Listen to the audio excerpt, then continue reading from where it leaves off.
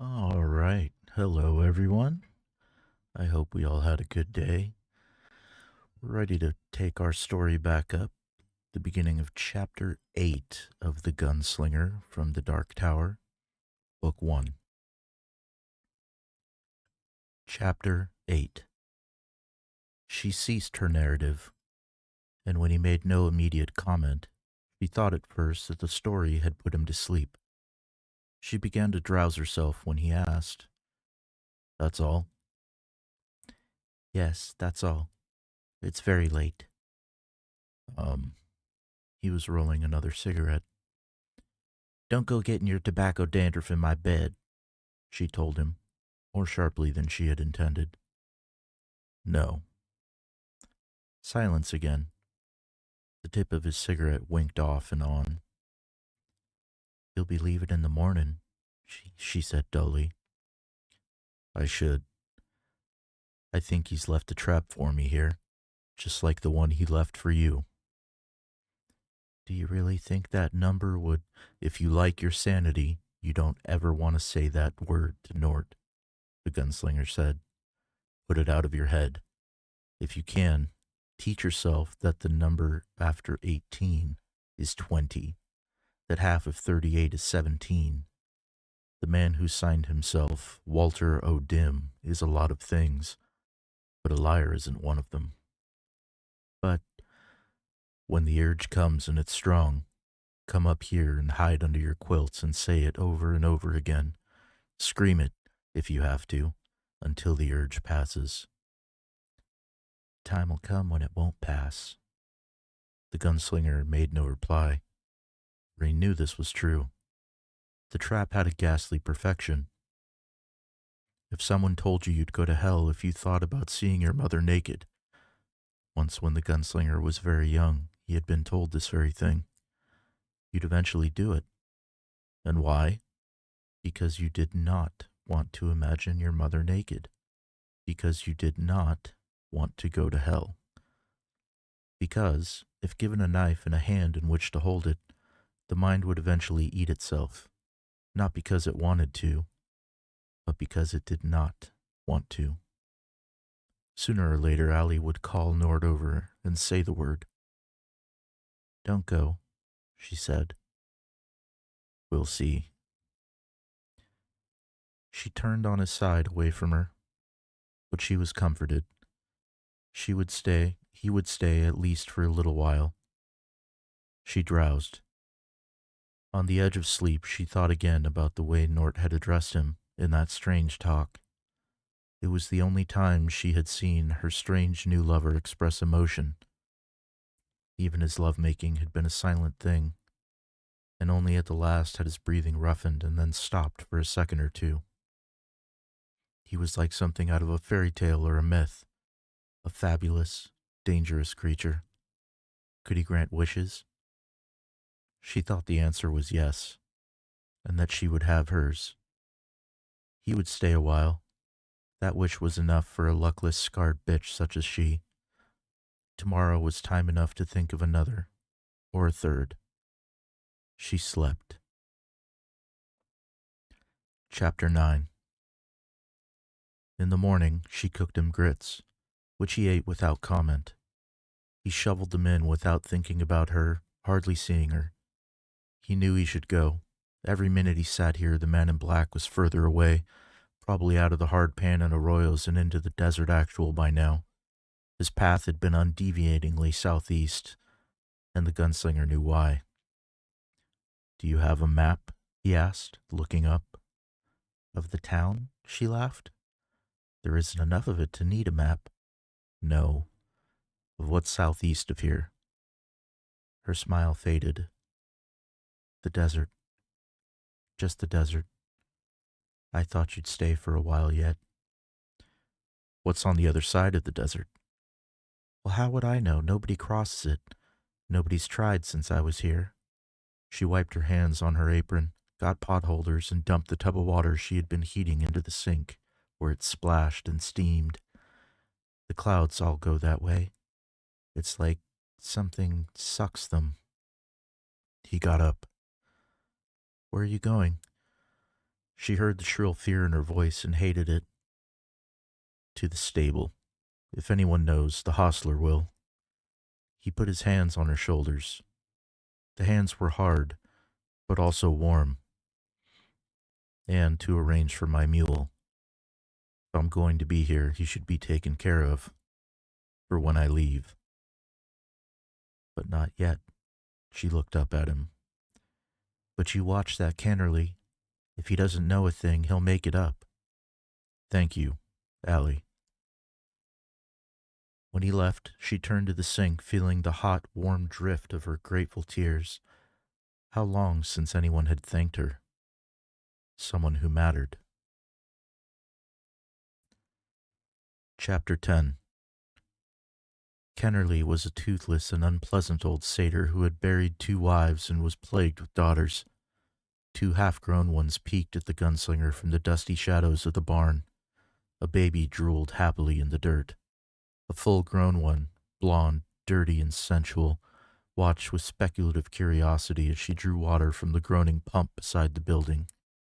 She caught the gunslinger's eye, pinched her nipples between her fingers, dropped him a wink, and went back to pumping.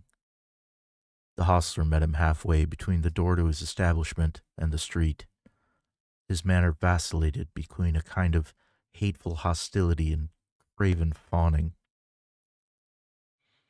It's being cared for. Never fear it, he said. Before the gunslinger could reply, Kennerly turned on his daughter with his fists up, a desperate scrawny rooster of a man.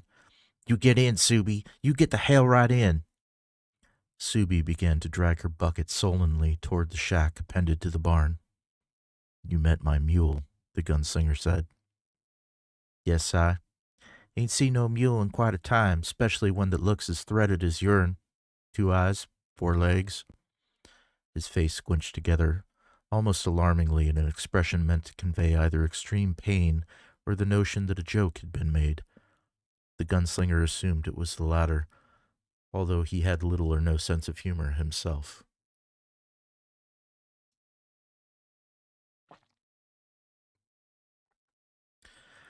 Time was they used to grow up wild for want of 'em, Kennerly continued. But the world has moved on. Ain't seen nothing but a few muty oxen and the coach horses and... Subi, I'll whale you, 'fore God. I don't bite, the gunslinger said presently. Kennerly cringed and grinned. The gunslinger saw the murder in his eyes quite clearly, and although he did not fear it, he marked it as a man might mark a page in a book, one that contained potentially valuable instructions. It ain't you. Gods, no, it ain't you, he grinned loosely. She's just naturally cocky. She got a devil. She wild. His eyes darkened. It's coming to the last times, mister. You know how it says in the book. Children won't obey their parents, and the plague will be visited on the multitudes. You only have to listen to the preacher woman to know it. The gunslinger nodded, then pointed southeast. What's out there? Kennerly grinned again, showing gums and a few sociable yellow teeth. Dwellers, weed, desert, what else? He cackled, and his eyes measured the gunslinger coldly. How big is the desert? Big. Kennerly endeavored to look serious, as if answering a serious question. Maybe 1,000 wheels, maybe 2,000, I can't tell you, mister. There's nothing out there but devil grass and maybe demons. Heard there was a speaking ring somewheres on the far side. That's probably a lie. That's the way the other fellow went, the one who fixed up Norty when he was sick. Sick? I heard he was dead.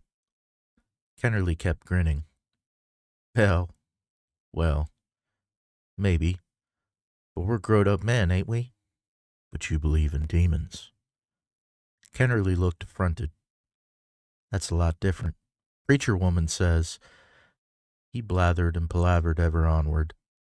The gunslinger took off his hat and wiped his forehead. The sun was hot, beating steadily. Kennerly seemed not to notice. Kennerly seemed to have a lot to say, none of it sensible. In the thin shadow by the livery, the baby girl was gravely smearing dirt on her face. The gunslinger finally grew impatient and cut the cut the man off in mid-spate. You don't know what's after the desert. Kennerly shrugged. Some might. The coach ran through part of it 50 years ago. My pap said so. He used to say 'twas mountains. Others say an ocean. The green ocean with monsters. And some say that's where the world ends. That there ain't nothing but lights that'll drive a man blind in the face of God with his mouth open to eat him up. Drivel, the gunslinger said shortly. Sure it is, Kennerly cried happily. He cringed again, hating, fearing, wanting to please. You see my mule is looked after. Flick Kennerly another coin, which Kennerly caught on the fly. The gunslinger thought of the way a dog will catch a ball. Surely, you staying a little? I guess I might. There'll be water, if God wills it, sure, sure. Kennerly laughed unhappily as his eyes went on, wanting the gunslinger stretched out dead at his feet. That alley's pretty nice when she wants to be, ain't she? The hostler made a loose circle with his left fist and began poking his right finger rapidly in and out of it.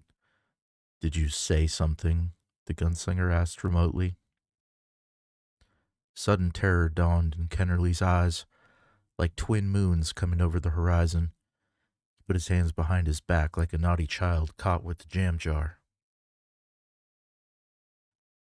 No, Si, not a word, and I'm right sorry if I did.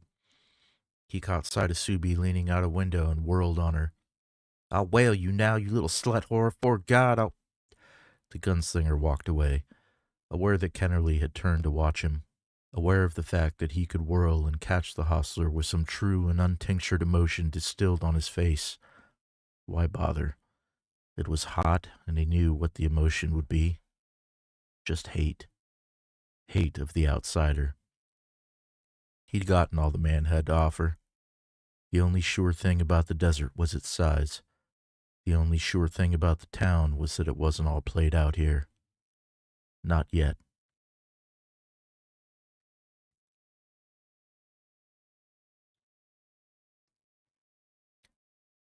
Chapter 11. He and Allie were in bed when Sheb kicked the door open and came in with the knife. It had been 4 days, and they had gone by in a blinking haze. He ate. He slept. He had sex with Allie. He found that she played the fiddle, and he made her play it for him. She sat by the window in the milky light of daybreak, only a profile, and played something haltingly that might have been good if she had some training. He felt a growing but strangely absent-minded affection for her, and thought this might be the trap the man in black had left behind. He walked out sometimes. He thought very little about everything. He didn't hear the piano player come up. His reflexes had sunk. That didn't seem to matter either, though it would have frightened him badly in another time and place. Allie was naked, the sheet below her breasts, as they were preparing to make love. Please, she was saying, like before. I want that. I want...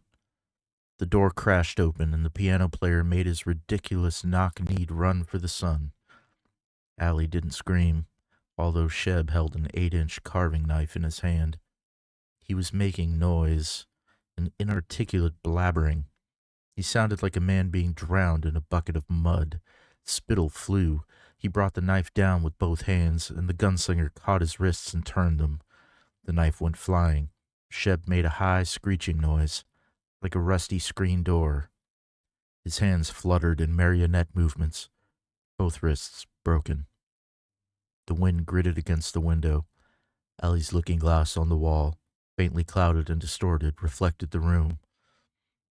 She was mine, he wept. She was mine first. Mine. Allie looked at him and got out of bed. She put on a wrapper, and the gunslinger felt a moment of empathy for a man who must be seeing himself coming out on the far end of what he once had. He was just a little man, and the gunslinger knew suddenly where he had seen him before, known him before. It was for you, Sheb sobbed. It was only for you, Allie. It was you first, and it was all for you. Oh, God, dear God. The words dissolved into a paroxysm of unintelligibilities, finally to tears. He rocked back and forth, holding his broken wrists to his belly. Shh, shh. Let me see.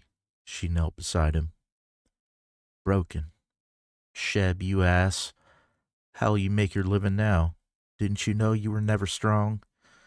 She helped him to his feet. He tried to hold his hands to his face, but they would not obey, and he wept nakedly. Come on over to the table and let me see what I can do. She led him to the table and set his wrists with slats of kindling from the firebox. He wept weakly and without volition. Mejis, the gunslinger said, and the little piano player looked around, eyes wide.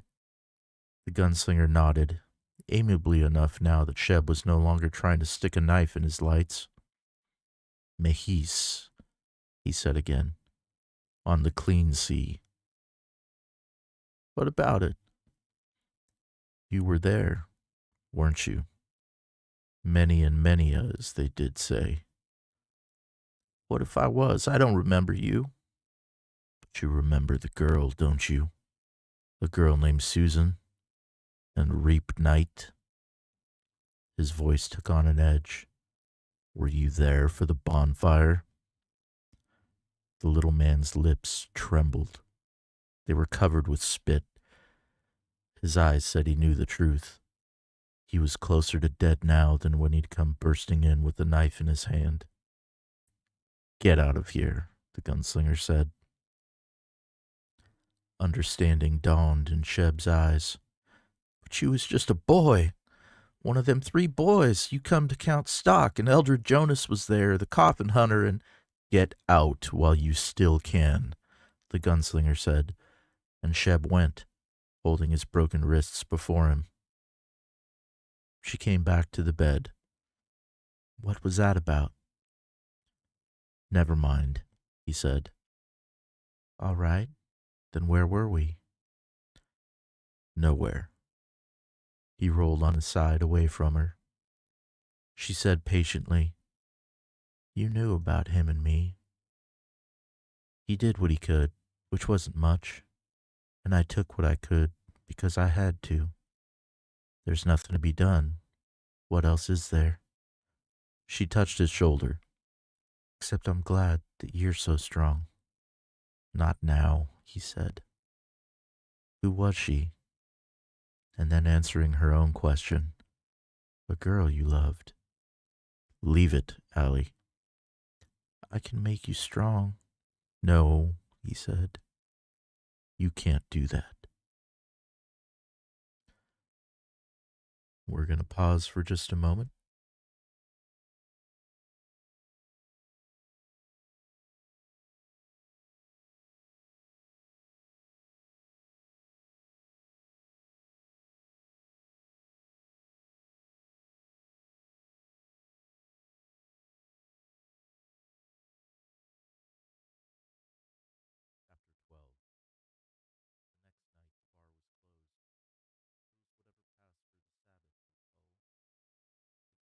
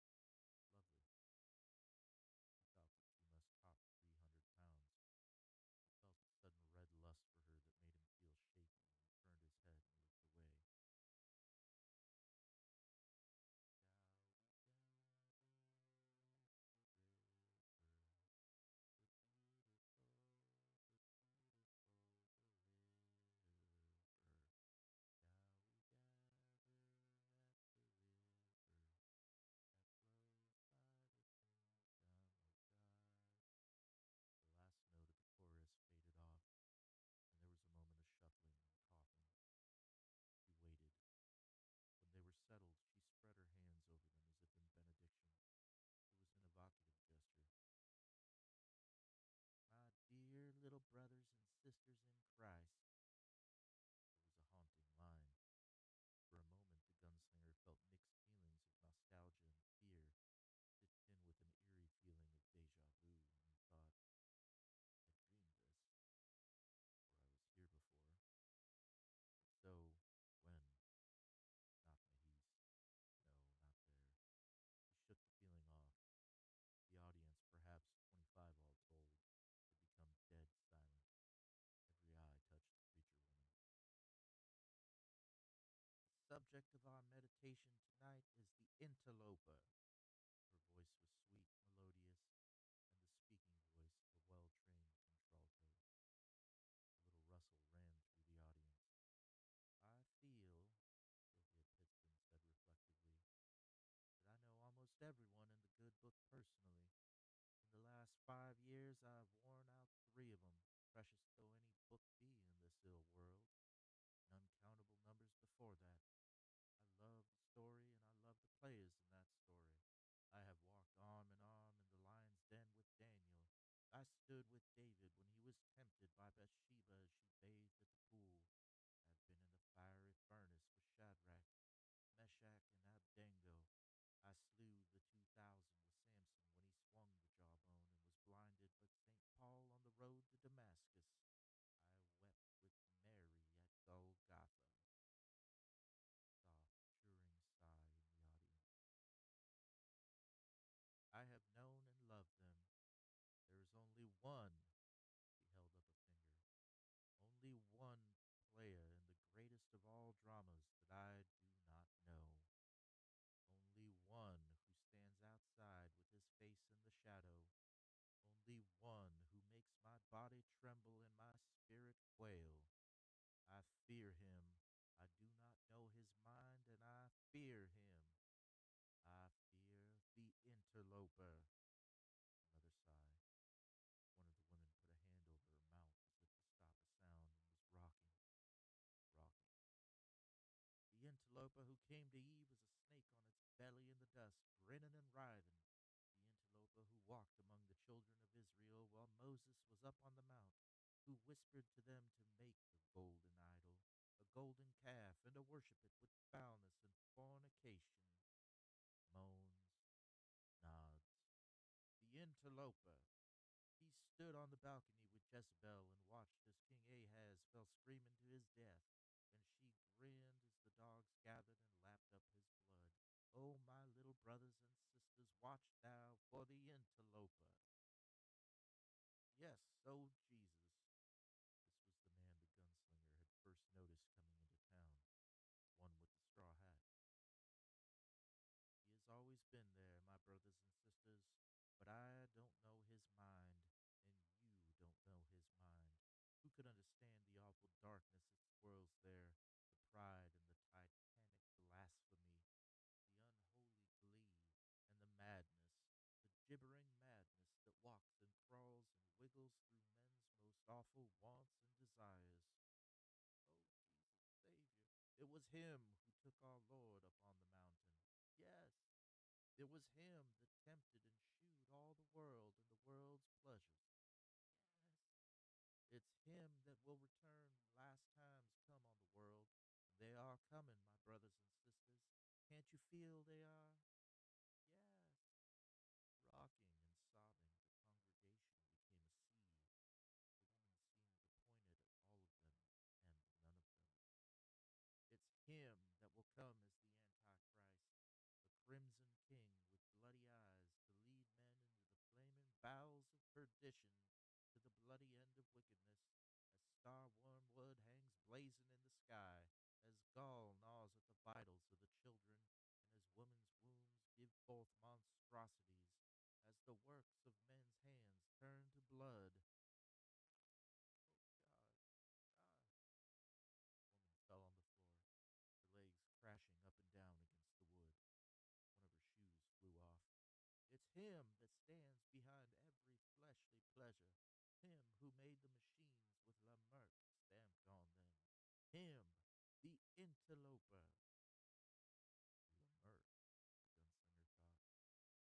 Or maybe she said Lamarck. The word had some vague resonance for him.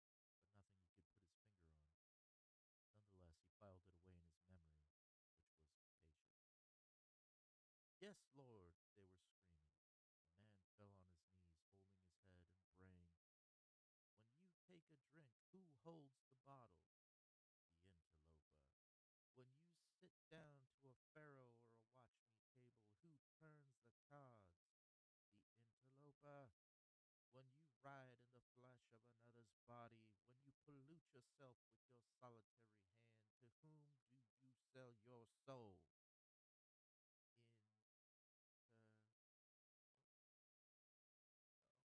Interloper.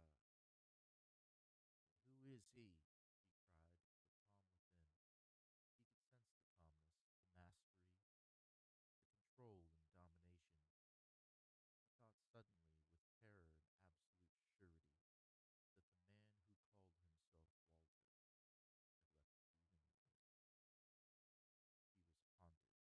haunted. He felt the hot ripple of sexual desire again through his fear and thought this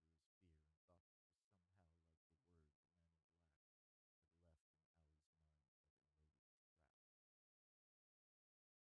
The man was holding his head and crashed and blundered forward. I'm in hell, he screamed up at her. His voice twisted and writhed like a snake crawled beneath his skin.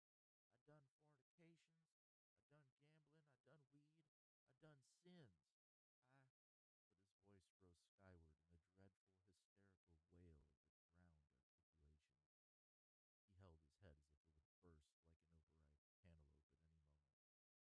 The audience stilled as if a cue had been given, frozen in their half-erotic poses of ecstasy. Sylvia Piston reached down and grasped his head.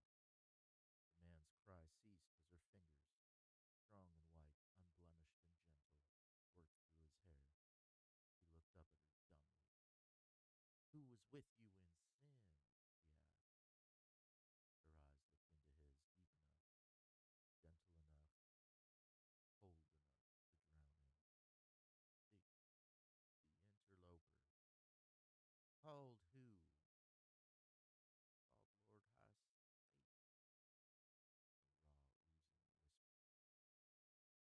Called Lord High Satan. A raw, oozing whisper. Will you renounce? Eagerly. Yes, yes, oh my Jesus Savior. He rocked his head. He stared at her with the blank, shiny eyes of a zealot.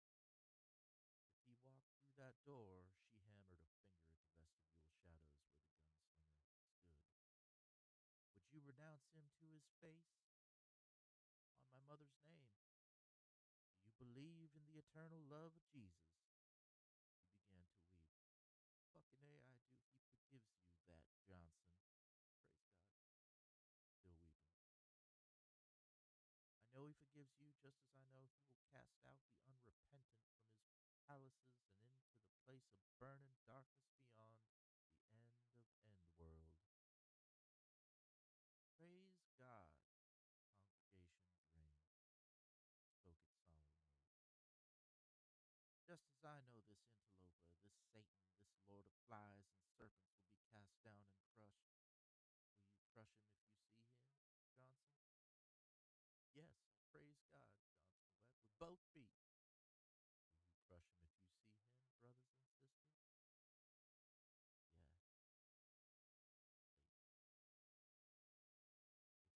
If you see him sashaying down Main Street tomorrow, praise God. The gunslinger faded back out the door and headed for the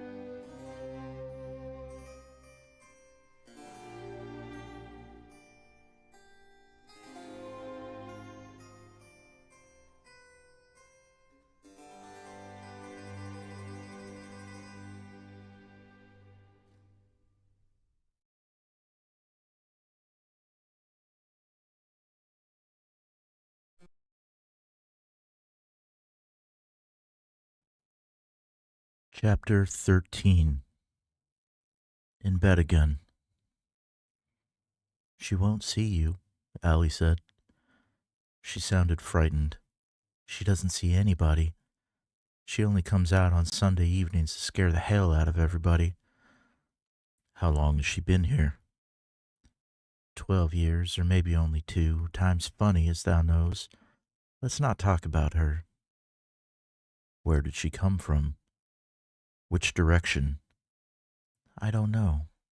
Lying. Allie. I don't know. Allie. All right. She came from the dwellers, from the desert. I thought so. He relaxed a little. Southeast, in other words. Along the path he followed. The one he could even see in the sky, sometimes. And he guessed the preacher woman had come a lot further than from the dwellers or even the desert. How had she traveled so far? By way of some old machine that still worked? A train, mayhap? Where does she live? Her voice dropped a notch. If I tell you, will you make love to me? I'll make love to you anyway, but I want to know. Allie sighed. It was an old, yellow sound like turning pages. She has a house over the knoll in back of the church, a little shack. It's where the real minister used to live until he moved out. Is that enough? Are you satisfied? No, not yet. And he rolled on top of her. Chapter 14. It was the last day, and he knew it. The sky was an ugly, bruised purple, weirdly lit from above with the first fingers of dawn. Allie moved about like a wraith, lighting lamps, tending corn fritters that sputtered in the skillet. He had loved her hard after she had told him what he had to know, and she had sensed the coming of the end, and given more than she had ever given, and she gave it with desperation against the coming of dawn, with the tireless energy of 16, but she was pale this morning, on the brink of menopause again. She served him without a word. He ate rapidly, chewing, swallowing, chasing each bite with hot coffee. Allie went to the bat wings and stood staring out at the morning, at the silent battalions of slow-moving clouds. It's gonna dust up today. I'm not surprised. Are you ever? She asked ironically, and turned to watch him get his hat. He clapped it on his head and brushed past her. Sometimes, he told her. He only saw her once more alive.